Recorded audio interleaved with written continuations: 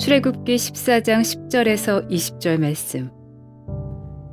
바로가 가까이 올 때에 이스라엘 자손이 눈을 들어 본즉 애굽 사람들이 자기들 뒤에 이른지라. 이스라엘 자손이 심히 두려워하여 여호와께 부르짖고 그들이 또 모세에게 이르되 애굽에 매장지가 없어서 당신이 우리를 이끌어내어 이 광야에서 죽게 하느냐. 어찌하여 당신이 우리를 애굽에서 이끌어내어 우리에게 이같이 하느냐. 우리가 애굽에서 당신에게 이른 말이 이것이 아니냐. 이르기를 우리를 내버려 두라. 우리가 애굽 사람을 섬길 것이라 하지 아니하더냐. 애굽 사람을 섬기는 것이 광야에서 죽는 것보다 낫겠노라. 모세가 백성에게 이르되 너희는 두려워하지 말고 가만히 서서 여호와께서 오늘 너희를 위하여 행하시는 구원을 보라. 너희가 오늘 본 애굽 사람을 영원히 다시 보지 아니하리라. 여호와께서 너희를 위하여 싸우시리니 너희는 가만히 있을지니라. 여호와께서 모세에게 이르시되 너희는 어찌하여 내게 부르짖느냐.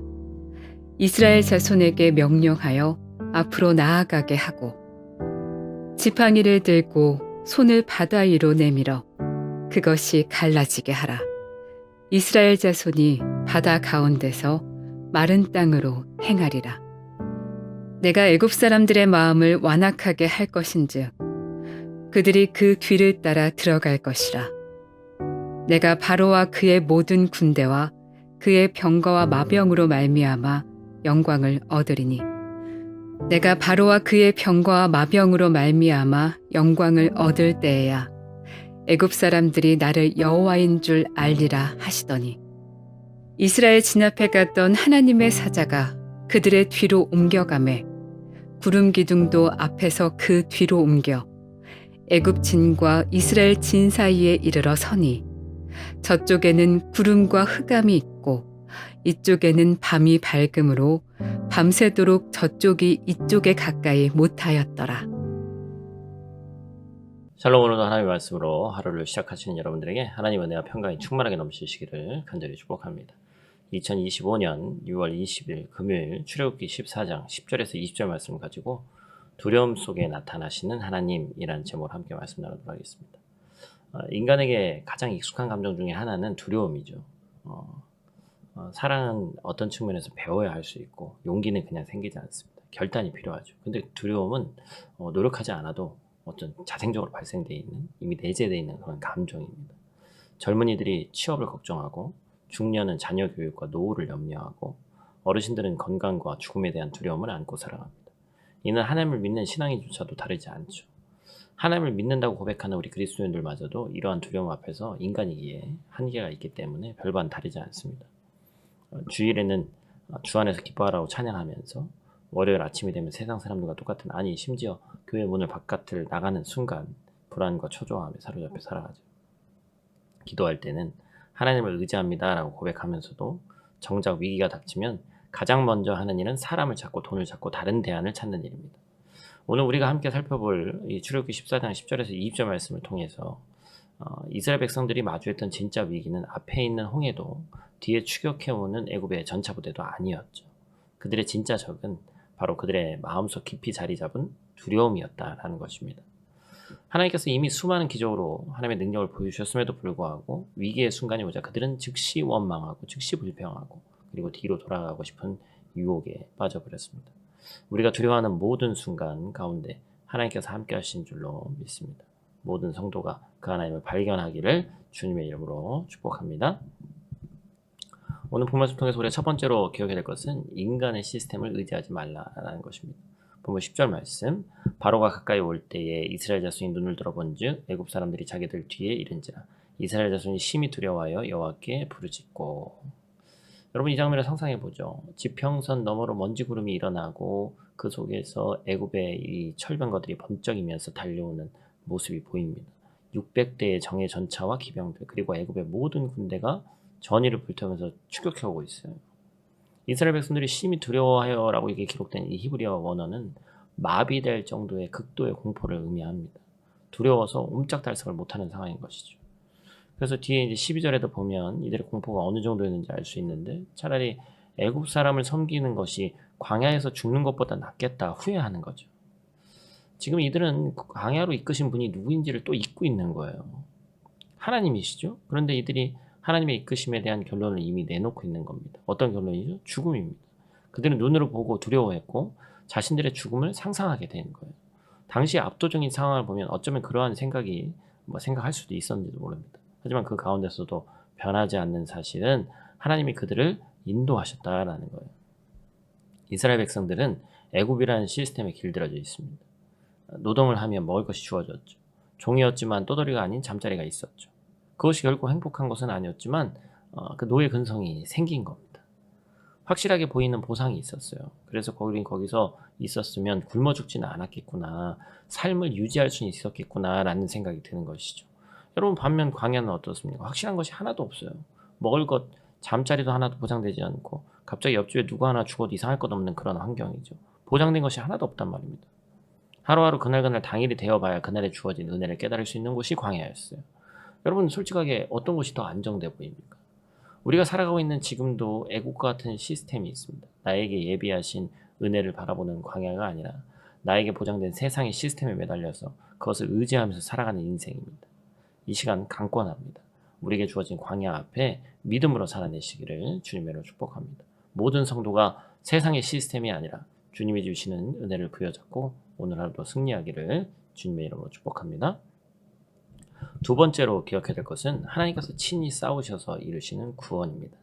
13절 14절 말씀 모세가 백성에게 이르되 너희는 두려워하지 말고 가만히 서서 여호와께서 오늘 너희를 위하여 행하신 구원을 보라. 너희가 오늘 본 애굽 사람을 영원히 다시 보지 아니하리라. 여호와께서 너희를 위하여 싸우시리니 너희는 가만히 있을지니라. 아멘. 이스라엘 백성이 맞이한 절체절명의 상황 가운데 하나님께서 모세를 통해서 상식적이지 않은 이야기를 하시죠. 무언가를 준비하거나 대비하거나 방법을 찾는 것이 아니라 그냥 가만히 있으라는 거예요. 현대인들이 참 못하는 거죠. 잠시도 가만히 있지 못합니다. 아이들도 가만히 있지 못하죠. 어렵고 근심이 오는 상황이 있으면 뭐라도 해야 될 것 같은데 오늘 본문은 가만히를 강조했습니다. 물론 이 말씀은 그저 멈춰 있으라는 의미가 아니죠. 다만 자신의 힘으로 하고자 했던 모든 일에서 멈춰야 된다. 가령 이스라엘 백성들은 애굽으로 돌아가자고 소리를 내고 있었죠. 가만히 멈추라는 거예요. 그리고 하나님의 구원을 보라는 겁니다. 여기에 복음의 핵심이 드러나죠. 여호와께서 너희를 위해서 싸우신다. 이 말씀은 하나님의 구원 방식에 담겨 있습니다. 주께서 친히 우리를 위해서 싸우신다는 겁니다. 우리가 죄와 사망의 권세 앞에서 완전히 무력할 때 그리스도께서 십자가를 통해 친히 우리를 위해 싸우셨고 승리하신 것을 의미하죠. 사랑하는 성도 여러분, 우리는 죄의 문제를 스스로 해결할 수 없습니다. 아무리 노력해도 아무리 선한 일을 해도 죄의 권세를 이길 수가 없어요. 하지만 예수님께서 십자가에서 우리가 싸울 수 없는 그 싸움을 대신 싸우시고 승리하셨습니다. 죄와 사망과 마귀의 권세를 완전히 무너뜨리시고 우리에게 완전한 구원을 주셨어요. 우리는 그 싸움에서 아무것도 할 수 없습니다. 오직 그리스도만이 우리를 위해서 싸우시고 구원을 이루신 거예요. 그렇다면 가만히 서서 구원을 보라라는 말씀의 의미는 뭡니까? 이는 그리스도의 완성된 구원 사역 위에 믿음으로 가만히 서라는 것이죠. 우리의 행위나 노력이 아니라 오직 그리스도의 십자가 부활 위에 우리의 구원의 확신을 두라는 겁니다. 오늘 이곳에 있는 모든 성도가 두려움이 아닌 확신 가운데 하나님께서 베푸실 구원을 기대하면서 믿음으로 나아가기를 주님의 이름으로 축복합니다.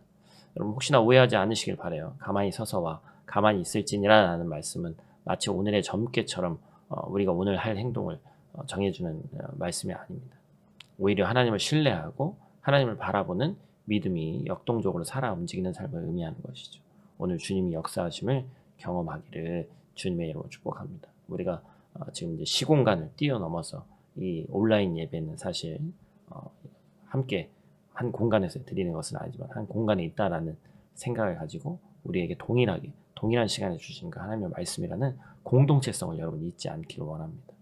오늘 본문은 우리 인생의 깊은 진실 하나를 보여주죠. 우리의 진짜 적은 앞에 놓인 문제가 아니라 뒤쫓아오는 현실의 압박도 아니라 진짜 적은 그 모든 상황 앞에서 먼저 무너지는 우리의 마음이다.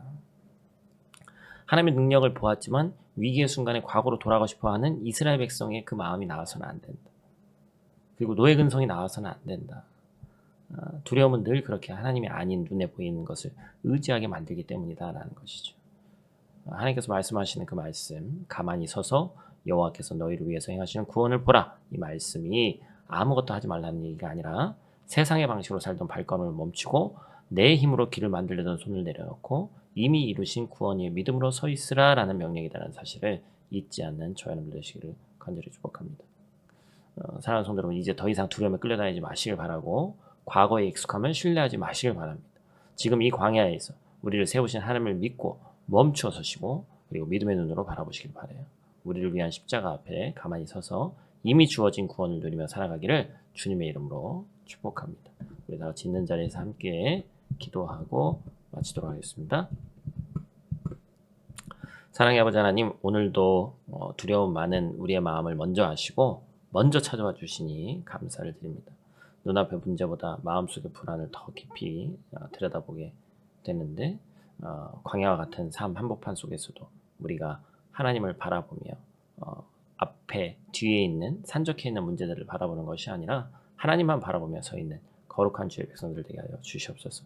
우리를 위해 이미 싸우셨고 지금도 싸우고 계신 그 은혜 위에 오늘도 믿음으로 서기를 원합니다.